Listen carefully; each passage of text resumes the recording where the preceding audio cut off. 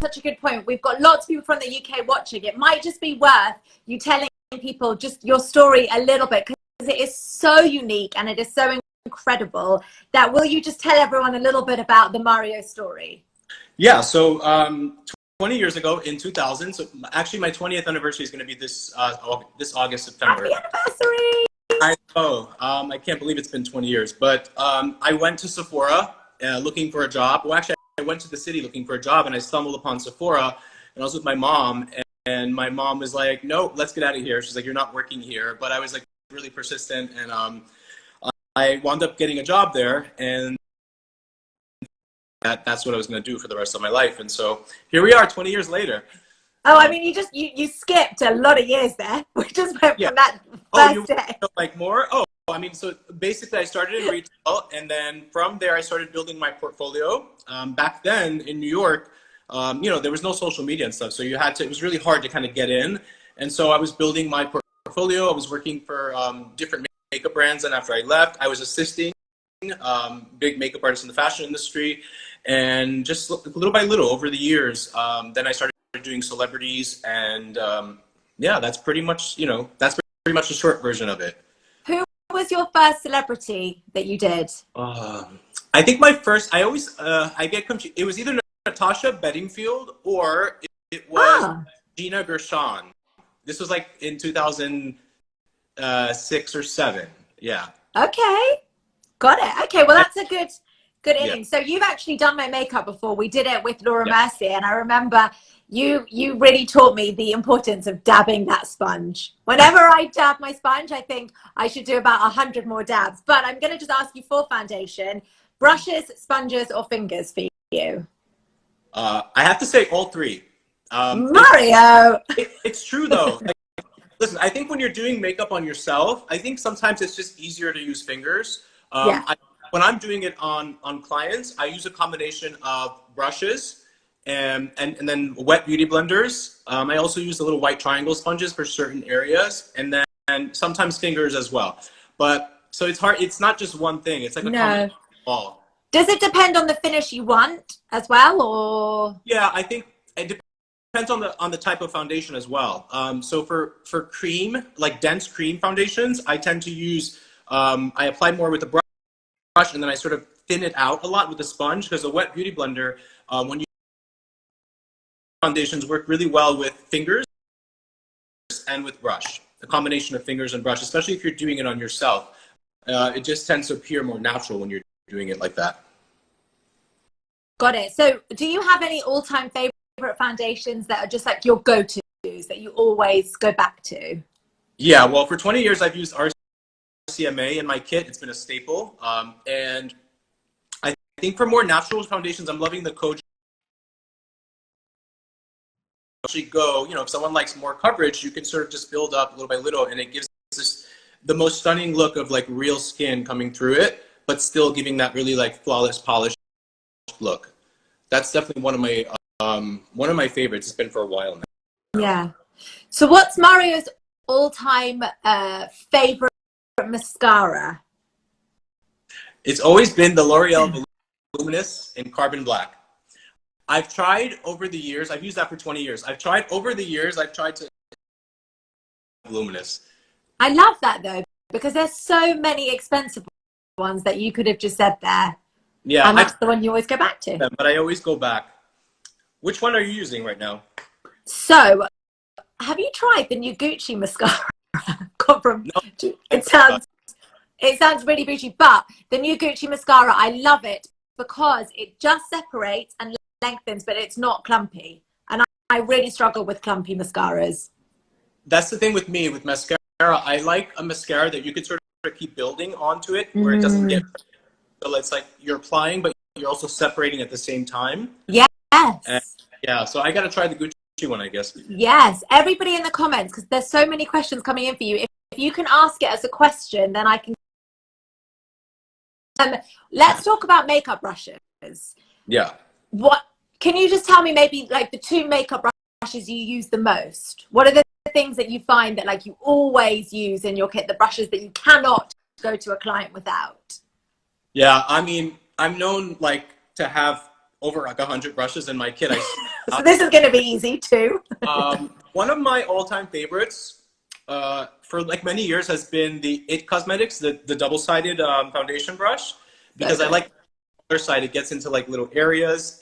And then my Makeup by Mario X Sephora brush collab that we did last year, the contour brush from that, I really loved. I worked really hard on that one because I love the way it sort of tapers and to get into the little areas onto the forehead and around here. It's not your typical contour. That us in the UK, are we ever going to get the Mario products? Oh my God, you guys don't have it there. Really upsetting. It's sold out, Sarah. I don't know. Don't put Come me on, spot. Mario. Eventually you guys will. One day. Yeah. Okay, primer. Do or don't? I typically don't use facial primers. No. Me. Yeah, you don't either? Nope. Yeah, no, I just like an emollient moisturizer. I like a good old-fashioned emollient moisturizer before I do makeup. I do use like eye primer sometimes, or use or I'll use concealer or foundation as an eye primer. The only primer I have in the little I forget the name of it. Silk Canvas. I've used the Silk Canvas. Oh yes. That one I do like a lot. That's the only one I've used in recent times. Okay, I've got to try that one then. And now this is very bittersweet because obviously we've not tried all your products, but the product you're most proud to have created. Well, that's coming later in 2020, so you got to stay tuned for that. Give us is it eyes, lips, cheeks, skin? I'm not telling you. Mario, come on, this is, I'm trying to get that little sneak preview out of you here. I'm not gonna say. I don't want to spoil it. No, okay, fine. We are all watching. We're watching closely. What other Mario rules for brows? Okay, so brows. Brows are so important to me, and also for myself. As you start to get a little bit older, and you're later 30s, your hairs start to kind of disappear and get a lot more thin. So I do use I use a few things, right? The thing I use the most, I would say, is the Anastasia Brow Wiz. I do that in a shade that's like lighter than the brow over here. I like to do little lines over here as well and sort of like brush them upwards. And then on the outer corner, I go a little deeper with it. And then I take a powder shadow, just like a sort of cool tone brown, and I just go over it here on the outer corner. And then I use, to keep the hairs up in place, I use something that's probably not very user-friendly. It's more of an industry thing, but I use something called Prozade glue. Basically, I use a very little of that. They use that in the industry for prosthetics and stuff like that. And I use that so that I can really sort of get the hairs nice and feathered and in place. But probably, maybe, should I just use like hairspray or? Yeah, hairspray or actually like gel. You know, the Got to Be Glued. I don't know if you guys have that in the UK. It's the yellow Got to Be Glued. It's a little bit of a strong... Yes, we do. Yes. Yeah, you can use a little bit of that. I find that it depends on the hairspray, but I find that like regular hairsprays don't really hold them up as much. I think brow hair is really stubborn. To last longer? A couple of different ways. So I know it sounds weird and it's like not traditionally what people are taught, but if you powder your skin lightly, right, with a translucent powder, and then you use the cream blush, you could use the finger, or I like to do actually cream brush with a combination of finger and a brush, but put it over the powder that you sort of powdered lightly, and then it grabs on and it grips onto that translucent powder, and so it stays much longer. And then of course, if you want to really stay a lot longer, if it's evening time, you can go over with a little bit of a powder blush. Translucent powder underneath it, it doesn't grip on, it doesn't have anything to grip on, and so it will slide off throughout the day. Got it. But one of the things that you said, and I always think, is it bad that I do that? Whenever I do cream blush, I always just go over a little bit with my powder blush, and I feel that's how I get it to last. Is that bad or is that fine? No, that's how how as well with the powder brush. And yes. I dip it in and I just kind of hit lightly, and then the translucent powder underneath like really grips onto it. But the powder has to be really light. You can't put heavy powder underneath it. Got it. So I think think technique is such a big part of concealer, because if they see, so when I've got a blemish, I just go wild. I put as much as I can on it, but I think it's actually more about being more strategic. So will you talk me through your clever trickery with concealer? Yeah, it is about being more strategic. There's a few different things that I do. You don't want to actually put too much concealer on a blemish because it could make it more obvious. And then if you have too much coverage on a certain area, like on a blemish, you're going to be able to see that in comparison to the other parts of the skin that don't have a lot of coverage on them. So you're going to see the different texture. One thing that I like doing, either for psoriasis or for blemishes, is to take a little bit of a greenish color. And that Pylon palette has it, like almost like an olivey green. I just take a tiny bit with a little tiny brush and I put it right over the red, and so it cancels out the red, and that way